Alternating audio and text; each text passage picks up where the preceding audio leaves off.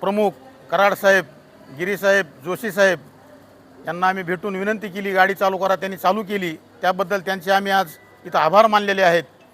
आणि या बांधकाम विभाग, उपविभाग यांना पण आम्ही निवेदन दिलं आणि त्या विभागाचे काळेसाहेब त्यांना आम्ही निवेदन दिल्याबरोबर त्यांनी ताबडतोब मुरुम टाकायला सुरुवात करून त्यांनी गाडी सुरू करण्यासाठी आम्हाला मदत केली. त्याबद्दल त्यांचे आभार मानतो. आणि आम्ही या मतदारसंघाचे आमदार असतील, खासदार असतील यांना निवेदन दिलं. आम्हाला दुःख या गोष्टीचं आहे. आम्ही निवेदन दिलं, पण ज्या ताईजवळ, या आमदार ताईजवळ जे कार्यकर्ते आहेत, त्या कार्यकर्त्यांनी या 3 महिन्यामध्ये एकही वेळेस त्यांना साधी बस आमची बंद आहे चालू करा अशी विनंती केली नाही.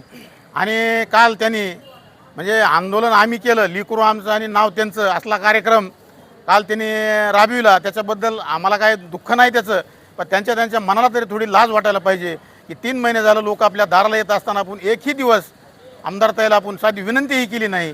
आणि तुम्ही लागलीच त्या एस टीमध्ये बसून गावापर्यंत जाऊन धानोऱ्यामधील लहान लहान लेकरं 3 महिन्याखाली तुमच्या दारात येत होते, त्यांचा कसलाही तुम्ही विचार केला नाही. आणि त्या लेकरांना पुढं बसविता, फोटो काढता आणि आम्ही केलं म्हणता.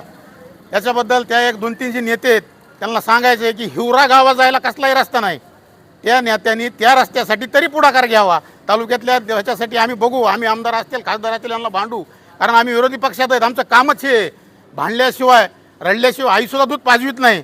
त्याच्यामुळं भांडून आम्ही त्यांच्याकडून करून घेऊ. पण कृपया त्या नेत्यांना आमची एक विनंती आहे की त्यांनी हिवऱ्यात जायचा जो रस्ता आहे तेवढाच रस्ता चालू करावा आणि याचा श्रेय घेण्याचा प्रयत्न करू नये. कारण त्या प्रत्येक लोकाला, प्रत्येक गावातल्या विद्यार्थ्याला, त्याच्या पालकाला, शेतकऱ्याला, महिलांना सगळ्याला माहिती आहे एस टी बंद होती. एस टी ज्यावेळेस आम्ही आंदोलन केलं त्यावेळेस चालू झाली.